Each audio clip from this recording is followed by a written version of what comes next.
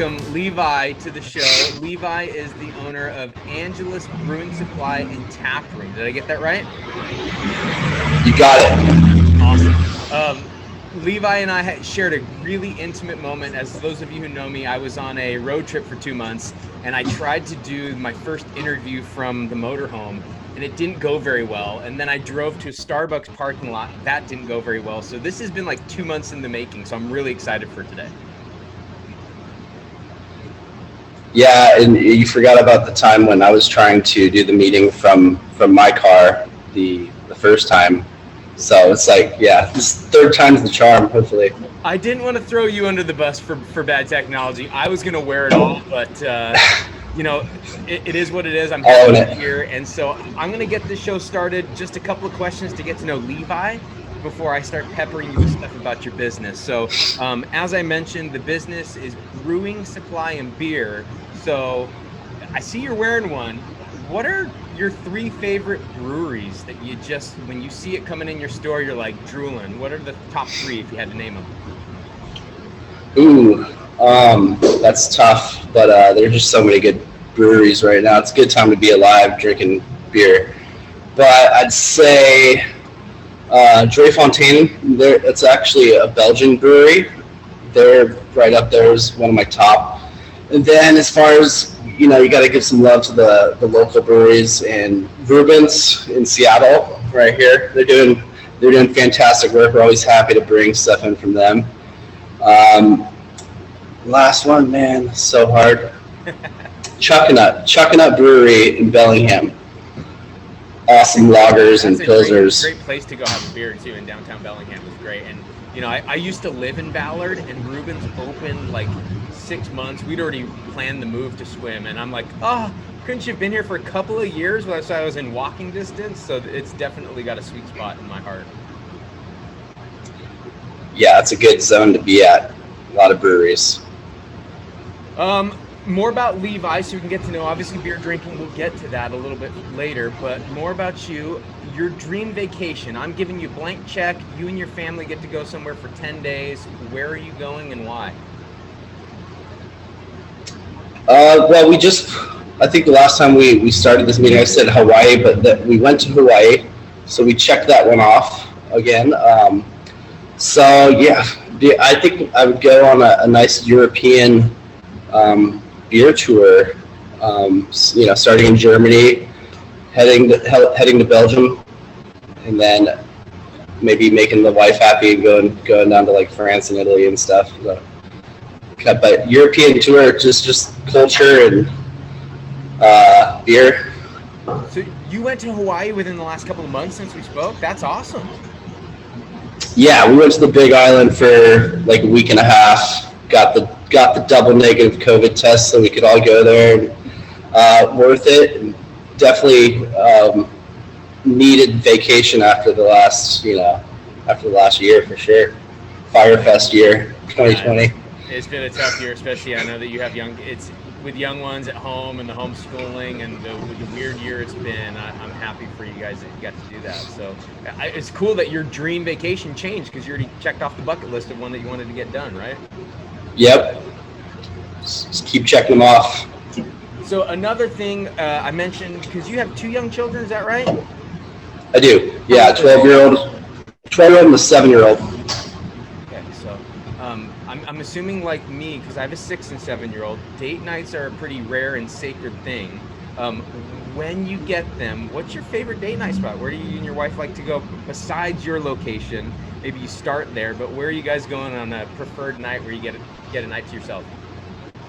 So we love Spruce in town here, which is just around the corner. Awesome restaurant. We'll go to the Gastropub.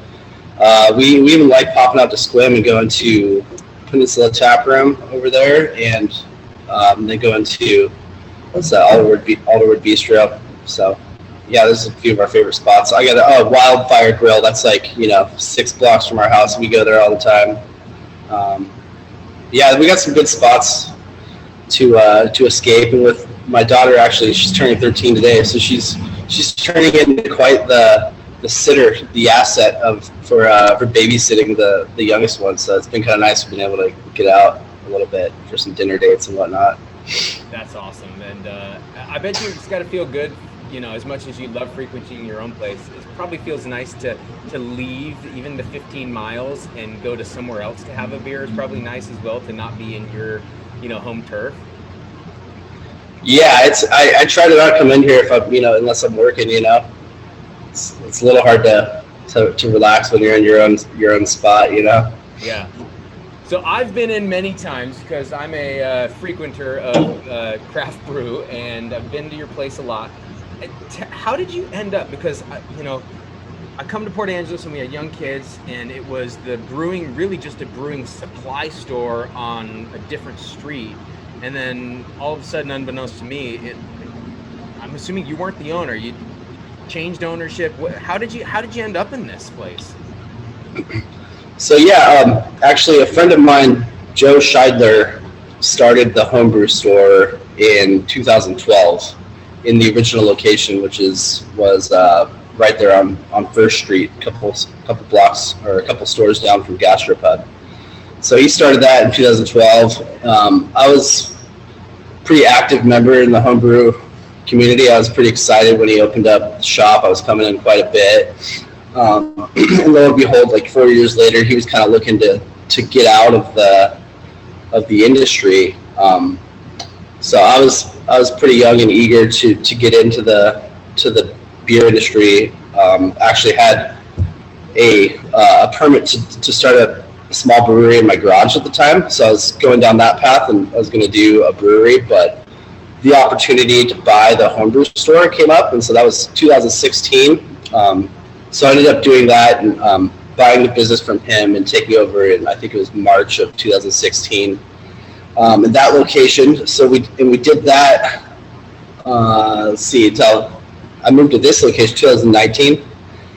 So we did just homebrew supplies for another 3 years after I took over the business, and then moved over here and obviously added the taps and the coolers full of beer and whatnot, and just kind of tried to diversify what we were selling. So yeah, here we are now.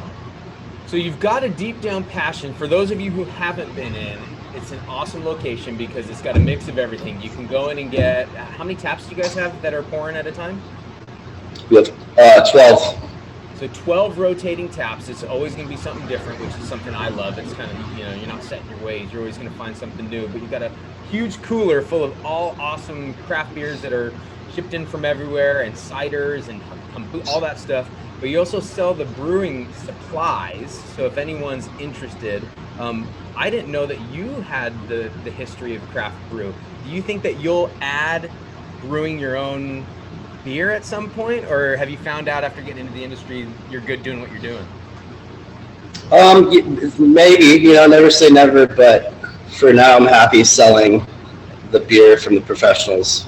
They're way better than me at making delicious beer, so it's a lot easier to just buy their excellent beer. And maybe, you never know. I'll never say never. Yeah. Are you still brewing at home on the side here and there, or have you hung it up with 2 jobs and running a company? Is it taking up too much time? No, I do. I brew at home. I have like a 4-tap kegerator that it's got beer on tap right now. I don't have a ton of time to drink it, so the beer kind of end up giving away a lot of it. But yeah, I try to brew, maybe once a month, and keep my skills sharp.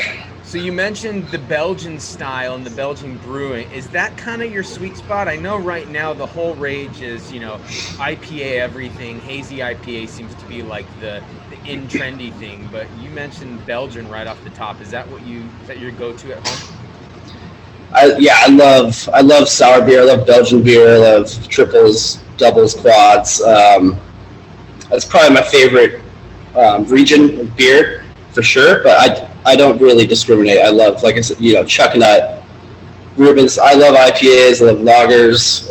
Right now, so on tap at home right now, I got a Kolsch that I made, and then a sour and an imperial stout, and then a pale ale. So it's kind of all over the place. I don't, depends on how I'm feeling, but different beer for every day. that Kolsch and sour will be good once that heat rises up. Those are good beers, for when patios and hot weather. That's what I'm thinking. Yeah, it's a crowd pleaser. This has been a really weird year. We're finally kind of coming out of it. I bet you the businesses, for the first year of me doing this show, it was a lot of talk about how the hell are you surviving during COVID, but it's kind of like getting out of there now.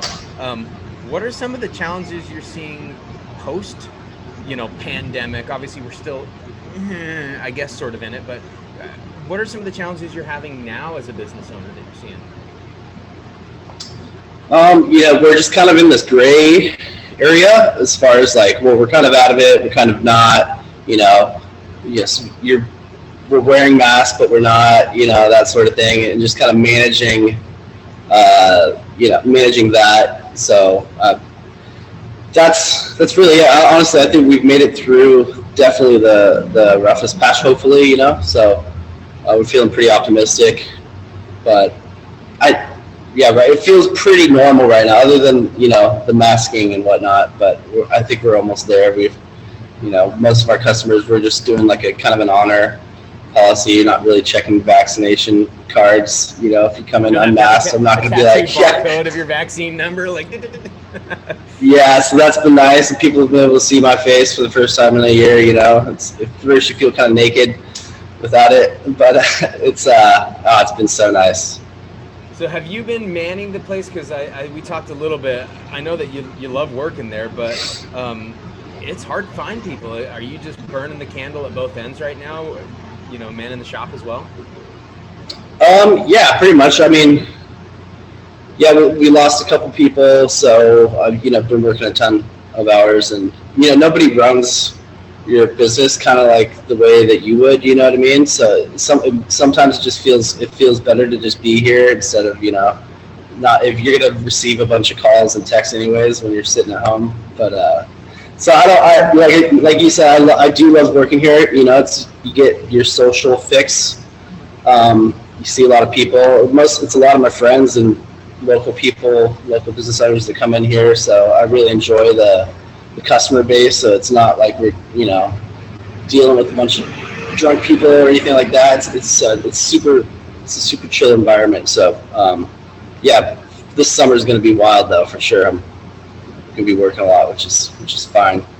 So if I can give a plug, are you interested in if anyone goes, man, pouring beers for because what are your hours? You guys are open basically just afternoon to early evening, right?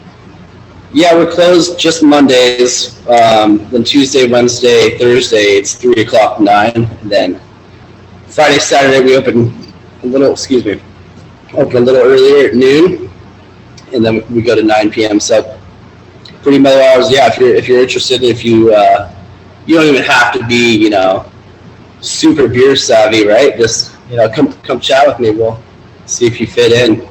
So there's your plug. I'll make sure to put Levi's contact here, but this is, it's a weird time to be in business because I think a lot of people are ready to go full throttle, but I've heard from so many business owners, they don't have the manpower to do it. So if anyone's out there watching, you'll be there. I don't know if this is going to post in time, but you'll be there for Father's Day, I think you're going to be hanging out this Sunday, right? Yeah, I'll be, I don't think I'm working this Sunday, but I'll be popping in.